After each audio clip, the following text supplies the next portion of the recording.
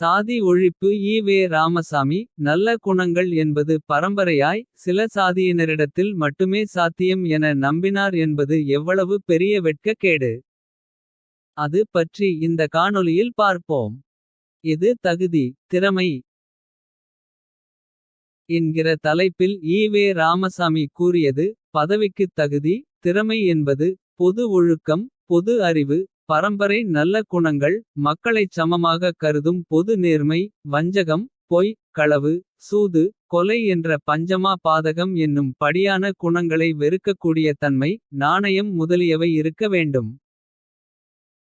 15 March 21 நாள் விடுதலை மற்றும் பெரியார் 87வது விடுதலை பிறந்த நாள் மலர். பக்கம் 141. ஈவே ராமசாமி கூறியது எல்லாம் சரிதான் ஒன்றே தவிர. அதென்னையா பரம்பரை நல்ல குணங்கள். ஈவே ராமசாமி என்ன சொல்ல வருகிறார். நல்ல குணம் என்பது பரம்பரையாய் வரக்கூடியதா. நல்ல குணம் என்று இல்லாத பரம்பரை என ஒன்றுள்ளதா. ஒரு மனிதன் தீய குணம் பெற அவன் வாழும் சூழல் தானே காரணமாகிறது.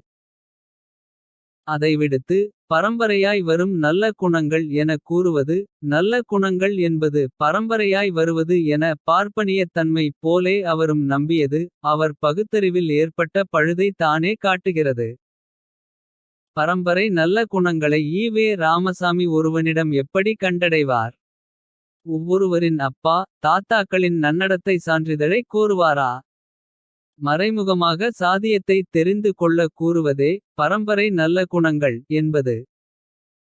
ஈவே ராமசாமியின் பகுத்தறிவு ஆராய்ச்சியின் முடிவு என்ன சொல்கிறது என்றால். சில சாதியினருக்கு சில பரம்பரை குணங்கள் இருக்கும் என்கிறார். அதை வேறு பல தருணங்களில் வெளிப்படுத்த தவறவில்லை. அவை நல்ல குணங்களாகவும் இருக்கலாம். தீய குணங்களாகவும் இருக்கலாமாம்.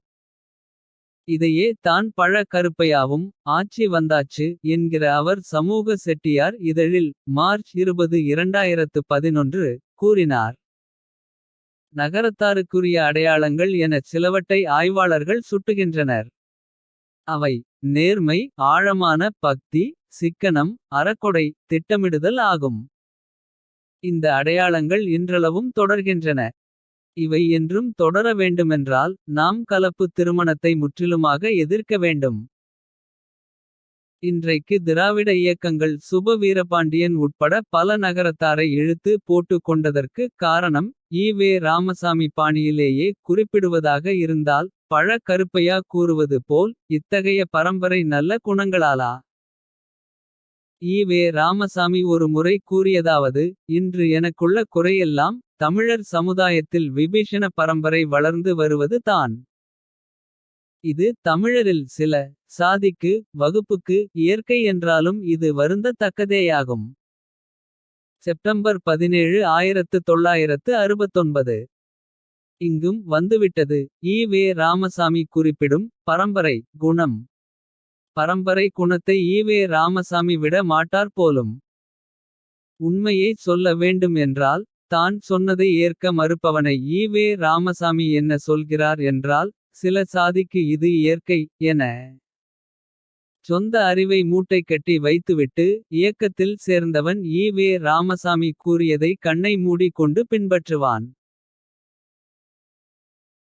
ஆனால் பொதுவான மனிதன் எதையும் பகுத்தறிந்து ஏற்பவனை அல்லது ஈவே ராமசாமியை விமர்சிப்பவனை. ஏன் இவன் நம்மை நிராகரிக்கிறான் போலி நாத்திகம் பேசுவதனால் தானே. என சிந்தித்து பார்க்க வேண்டிய அடிப்படை நாகரீகம். அறிவு என எதுவும் இல்லாமல் தமிழரில் சில சாதிக்காரர்களின் பரம்பரை குணமே இது தான். என முடிக்கிறார் ஈவே ராமசாமி.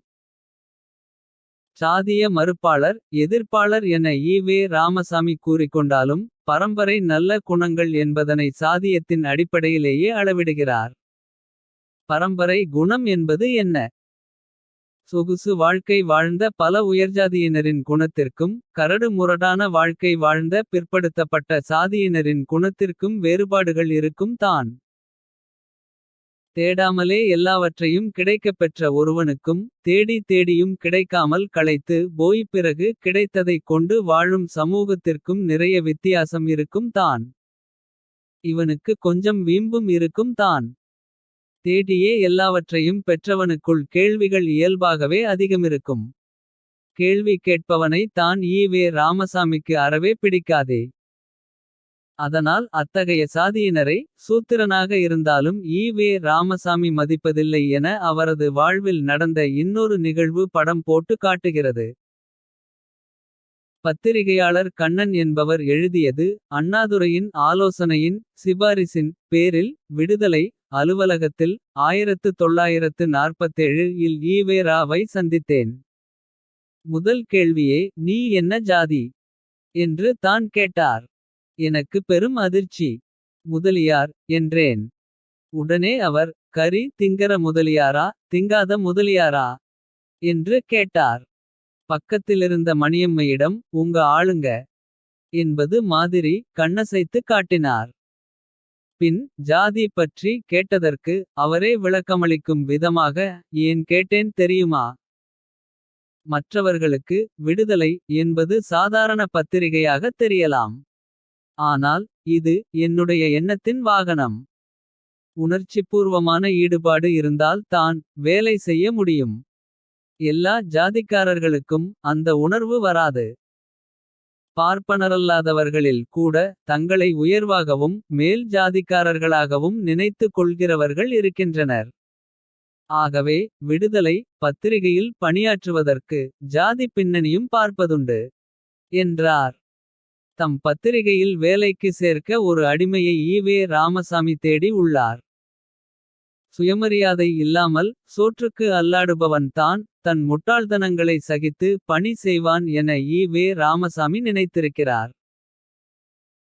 ராமசாமி கூறியதை அப்படியே அண்ணாதுரையிடம் சொன்னபோது அவர் தாம் பெரியார் என்றார் என சொல்லும் அந்த தகவல் பத்திரிகையாளரான காலம் சென்ற கண்ணன் என்பவர் எழுதிய ஒரு கட்டுரையில்.